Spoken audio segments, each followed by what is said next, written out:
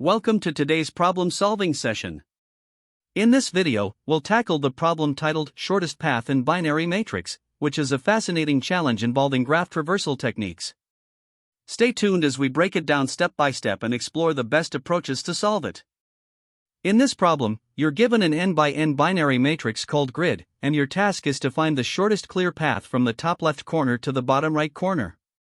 A clear path means that every cell along the path contains a value of 0, which represents an open cell. Additionally, the path can only move between adjacent cells, which includes horizontal, vertical, and diagonal movements. If no such path exists, you should return -1. The length of the path is defined as the total number of cells visited, starting from the top left and ending at the bottom right. The input is the binary matrix itself, and the output will be an integer representing the shortest path length or -1 if no path is possible. Consider the first example where the grid is a 2 by 2 matrix, 0, 1, 1, 0. The output here is 2. This is because the shortest path starts at the top left corner, 0, 0, which is an open cell, and moves diagonally to the bottom right corner, 1, 1, which is also open. Since diagonal moves are allowed, the total path length is 2. This example highlights that the shortest path can include diagonal movements, which is an important consideration for this problem. In the second example, the grid is a 3 by 3 matrix, 0, 0, 0, 1, 1, 0, 1, 1, 0. The output here is 4. The shortest path starts at 0, 0, and moves to 0, 1, 0, 2, 1, 2, and finally, 2, 2. All these cells are open, and the total path length is 4. In this case, diagonal moves are not required, but they are still valid. This demonstrates that the algorithm must account for all possible directions to determine the optimal path. In the third example, the grid is 1, 0, 0, 1, 1, 0, 1, 1, 0. The output is -1 because the starting cell, 0, 0, is blocked, which makes it impossible to form a valid path to the bottom right corner. This highlights an important edge case where the starting or ending cell is 1, immediately invalidating any path. The constraints further clarify that the grid will always be square, with dimensions ranging from 1 to 100. Also, the algorithm must handle edge cases like a grid entirely filled with 1s, or a 1 by 1 grid where the only cell is open. Finally, remember that the path can move in any of the 8 directions, ensuring flexibility when determining the shortest route. To solve the shortest path in binary matrix problem, we need to find the shortest path from the top left to the bottom right corner of a binary grid, where each cell can either be open or blocked. The challenge is that we can move in 8 possible directions, so our solution must account for this flexibility. One option we could consider is the brute force approach using depth-first search, or DFS. With DFS, we would explore all possible paths recursively, marking cells as visited to avoid cycles and backtracking when necessary. While this might work for very small grids, the time complexity grows exponentially for larger inputs because DFS examines every possible path. This makes it an inefficient choice for practical use. A more promising approach is breadth-first search, or BFS. Unlike DFS, BFS explores the grid level by level, meaning it processes all cells at the same distance from the starting point before moving further. This guarantees that the first time we reach the target cell, we do so using the shortest path. BFS processes each cell at most once, making its time complexity O(n squared) for an nxn grid. The space complexity is also O(n squared) due to the Q(n) visited set, which store the cells being processed. This makes BFS significantly more efficient and practical for this problem. We could also consider using a** search, which is a more advanced algorithm that combines BFS with a heuristic to prioritize nodes closer to the destination. The heuristic might be something like the Euclidean distance or the Manhattan distance to the target. While a* can sometimes reduce the number of nodes visited compared to BFS, its performance depends heavily on the quality of the heuristic used. Additionally, implementing a* is more complex than BFS, which is why it may not always be the best choice for this problem. After evaluating these approaches, we selected BFS as our strategy. BFS is ideal for this problem because it guarantees finding the shortest path in an unweighted graph and is simpler to implement compared to a star. The intuition is that we can treat the grid as a graph where each cell acts as a node, and edges connect valid neighbors that can be reached in one step. BFS excels in this scenario because it systematically explores paths in increasing order of length. This means the first path to the target cell is guaranteed to be the shortest. A few key observations reinforce this choice. Since the grid is unweighted, BFS ensures the shortest path. Moving in 8 directions gives us more flexibility in traversing the grid, and the problem becomes unsolvable if the start or target cell is blocked, so we can handle those edge cases up front. Now, let's consider the trade-offs involved in choosing BFS for this problem. BFS has a time complexity of O(n)², which is optimal for this scenario because, in the worst case, we might need to process every cell in the grid. While A* could potentially reduce the number of nodes we visit, it introduces extra complexity in designing and tuning the heuristic function, which might not always result in significant performance gains. On the other hand, DFS is highly impractical here due to its exponential time complexity, making it unfit for larger grids. Ultimately, BFS strikes the perfect balance between simplicity and efficiency. It avoids the inefficiencies of DFS while being easier to implement and debug than A*. This makes it particularly well suited for grid sizes within the problem's constraints, such as an n×n grid where n is up to 100. For these reasons, BFS is the most practical and reliable choice for solving the shortest path in binary matrix problem. Here, we begin implementing the solution by importing the D class from the collections module, which will help us efficiently manage the queue for our breadth-first search, or BFS. In the shortest path binary matrix method, we start by determining the size of the grid, n, which is the length of the input matrix. The first condition checks for an edge case. If the starting cell at the top left corner or the ending cell at the bottom right corner is blocked, meaning either of these cells contains a value of 1, we immediately return -1 since no path can exist under these circumstances. Next, we define the 8 possible movement directions for the BFS. These include horizontal, vertical, and diagonal moves, represented as coordinate offsets. To initialize the BFS, we create a queue with the starting position, 0, 0, and an initial distance of 1. We also mark the starting cell as visited by setting its value to 1 in the grid. The BFS loop begins by dequeuing the first element, which gives us the current cell's coordinates and the distance traveled so far. If the current cell is the bottom right corner, we've successfully found the shortest path, so we return the distance immediately. Now, we explore the 8 possible directions from the current cell. For each direction, we calculate the new potential coordinates, nx and New York, by adding the direction's offsets to the current cell's coordinates. We then check if the new coordinates are within the grid boundaries and whether the cell at this position is unvisited, indicated by a value of 0. If both conditions are met, we mark the cell as visited by setting its value to 1 and add the new position along with the updated distance to the queue. This ensures that the BFS continues to explore all valid paths in the grid. If the queue is exhausted and no path to the bottom right corner is found, we return -1, indicating that no valid path exists in the binary matrix. To solve the problem of finding the shortest path in a binary matrix, we start by importing the necessary Java utilities and defining the solution class. Within the method shortest path binary matrix, the first step is to handle the edge case where the starting or ending cell is blocked. If either the top left or bottom right corner of the grid contains a value other than 0, we immediately return -1, as no path is possible. Next, we define an array to represent the 8 possible directions of movement in the grid. These include horizontal, vertical, and diagonal moves, enabling us to traverse the grid in all directions. After defining the directions, we initialize the breadth-first search, or BFS, algorithm. We use a queue to manage the cells being explored, starting with the top left cell at coordinates 0, 0, and an initial distance of 1. We also mark this starting cell as visited by setting its value in the grid to 1. Then, we enter a while loop that continues as long as there are cells in the queue to explore.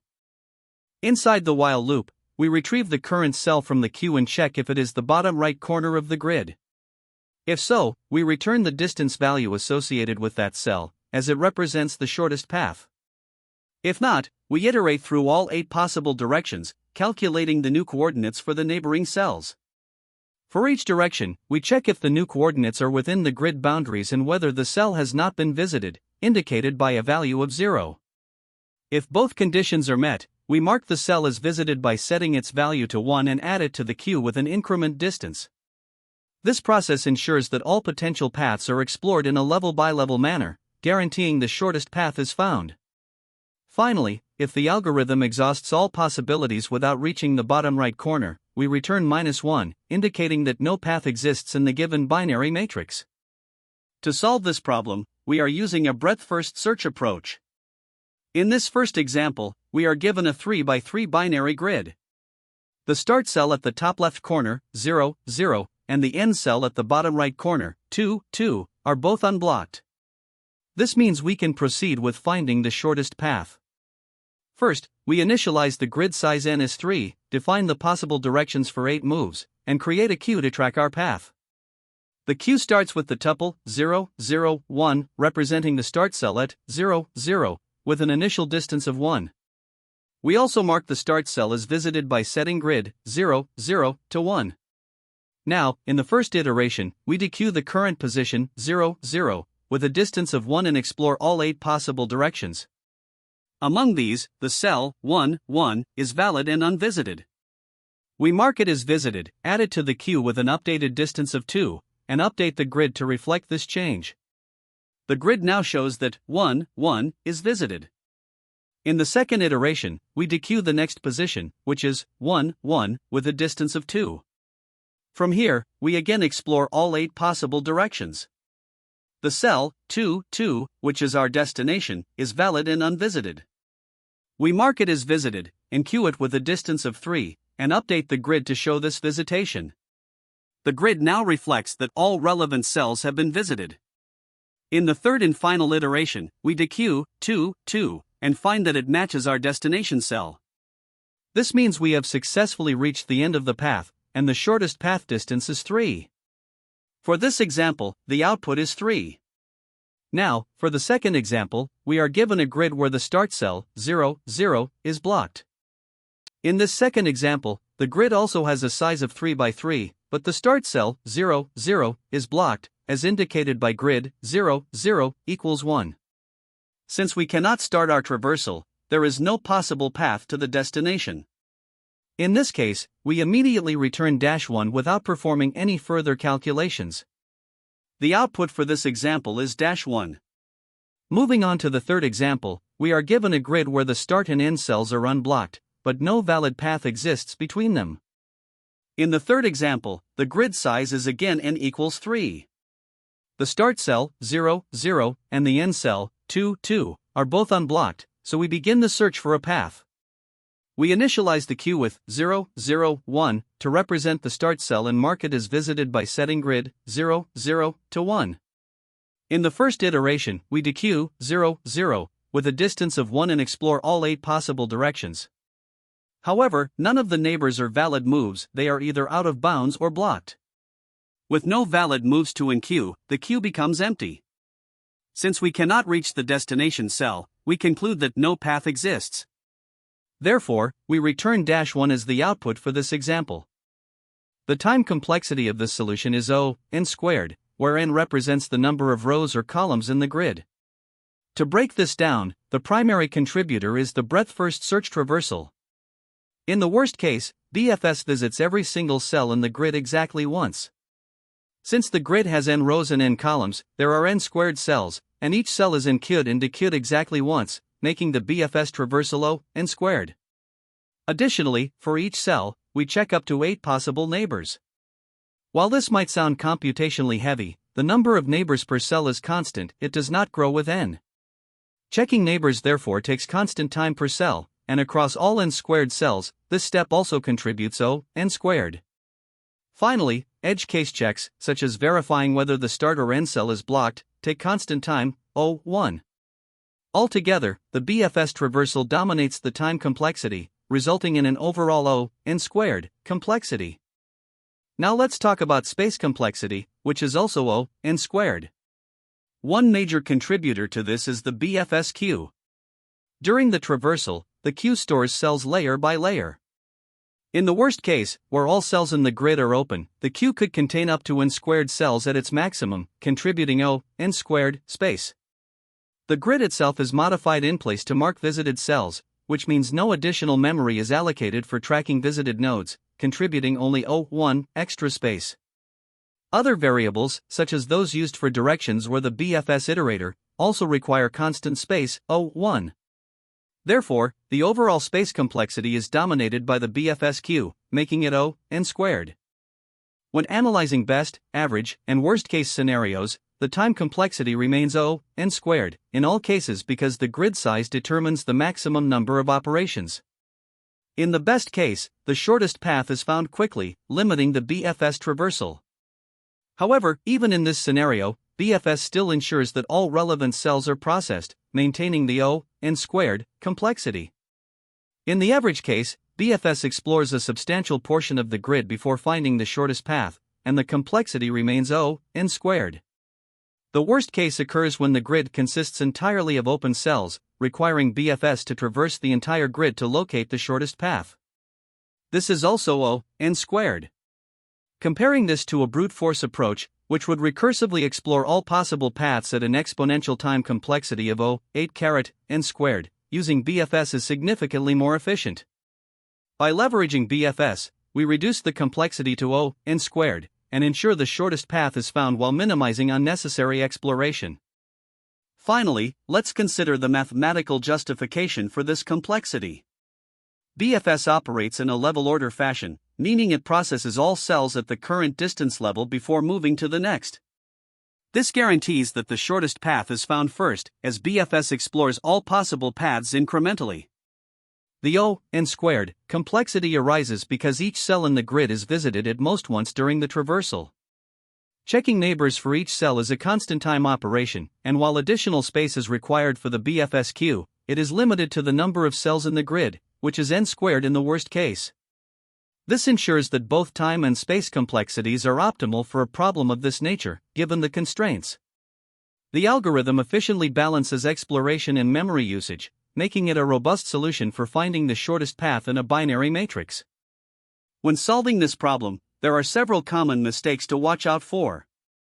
First, it's crucial to account for diagonal moves since movement is allowed in all 8 directions. If you neglect to include these diagonal directions in your BFS or DFS traversal, your solution might miss valid paths or produce suboptimal results. Another common oversight is failing to handle the edge case of a single-element matrix, such as 0. In this scenario, the shortest path is 1 if the cell is traversable, but many solutions assume a larger matrix and fail to address this properly. Additionally, you must validate the start and end nodes. If either the starting cell or the ending cell is blocked, meaning it has a value of 1, it's best to immediately return -1 since the path is impossible. Also, be careful to mark cells as visited as soon as they are visited. Failing to do so can lead to revisiting the same cells during traversal, which might cause infinite loops or waste computational resources. Finally, ensure your BFS implementation is efficient. Using a regular list for the queue can significantly slow down your solution due to the high cost of repeatedly popping from the front of the list. Instead, use a deque for optimal performance in queue operations. Now, let's consider some insights that are particularly relevant in an interview setting. One key aspect is understanding the graph representation of the problem. This problem can be visualized as a graph where each cell in the matrix is a node, and edges exist between neighboring cells that are traversable. Interviewers are likely to ask about your approach to graph traversal, so it's important to articulate how BFS is used here. Additionally, you should be able to discuss complexity trade-offs. The optimal solution for this problem involves BFS, which has a time complexity of O(n squared), where n is the matrix dimension. Keep in mind that DFS is less suited for shortest path problems because it explores exhaustively and doesn't guarantee the shortest path. You'll also need to handle various edge cases, such as fully blocked grids where all cells are 1, sparse grids with very few traversable paths, and grids of extreme sizes, ranging from 1 by 1 to 100 by 100. Lastly, be prepared for follow-up questions. For example, you may be asked how the solution changes if weights are added to the edges or if movement is restricted to cardinal directions. In such cases, techniques like Dijkstra's algorithm for weighted graphs may become relevant, and you should be prepared to adapt your approach accordingly. There are several related problems that can help you strengthen your understanding of BFS and grid traversal techniques. For example, LeetCode 994, Rotting Oranges, is another BFS-based problem that involves grid traversal, but it introduces the complexity of multiple starting points. LeetCode 200, Number of Islands, focuses on counting connected components in a grid, which uses similar traversal methods but with different goals. Another related problem is LeetCode 130, Surrounded Regions, which requires identifying regions in a grid using either DFS or BFS. And, of course, LeetCode 1091 itself, Shortest Path in Binary Matrix, is an excellent problem for practicing and understanding these techniques in depth. These problems collectively provide a well-rounded exposure to various scenarios where grid traversal algorithms are applied. There are several approaches you can consider for solving this problem, each with its strengths and trade-offs. The most effective method is breadth-first search, or BFS. It is ideal for finding the shortest path in an unweighted grid because it explores all neighboring cells level by level, ensuring that the shortest path is discovered first. Its time complexity is O(n squared), making it optimal for this problem. An alternative is depth-first search, or DFS, which can explore all possible paths. However, DFS is not well suited for shortest path problems since it does not guarantee the shortest path and is generally less efficient in practice, despite having the same O(n squared) complexity. Another interesting approach is bidirectional BFS, where you initiate BFS from both the start and end nodes, allowing the searches to meet in the middle. While this can sometimes offer faster results, it requires additional memory and is more complex to implement. Lastly, when weights are added to the grid, a common extension in interviews, the A** algorithm becomes a strong candidate. A** uses a heuristic, such as Manhattan distance, to guide the search toward the goal. Its complexity depends on the heuristic but typically involves O(e plus v log v), where e is the number of edges and v is the number of vertices. Each of these approaches has its place, depending on the specific requirements of the problem. Great job today! To summarize, we used breadth-first search to solve the shortest path in binary matrix problem, understanding its time and space complexities along the way. Remember to practice similar problems to strengthen your grasp of graph traversal algorithms. Thanks for watching, and don't forget to like and subscribe for more content. See you next time. That's the end of this tutorial. I hope you found this explanation helpful for understanding the solution to this LeetCode problem. If you enjoyed this content, please consider subscribing to the channel for more coding tutorials and solutions. Feel free to leave a like if this video helped you, and don't hesitate to comment with any questions you might have. Thanks for watching, and happy coding!